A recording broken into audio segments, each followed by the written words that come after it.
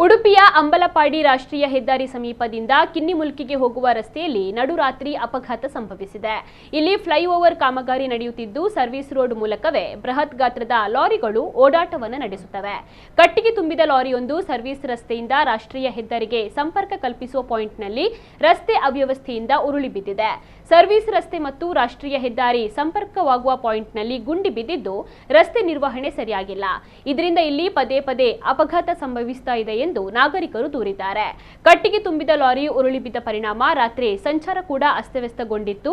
ಲಾರಿಯಡಿ ಸಿಲುಕಿದ ಇಬ್ಬರನ್ನ ತಕ್ಷಣವೇ ಪಕ್ಕದಲ್ಲಿ ಅಗ್ನಿಶಾಮಕ ಸಿಬ್ಬಂದಿಗಳು ರಕ್ಷಿಸಿದ್ದಾರೆ.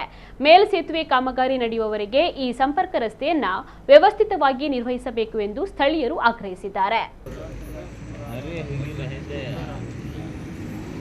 अरे गाड़ी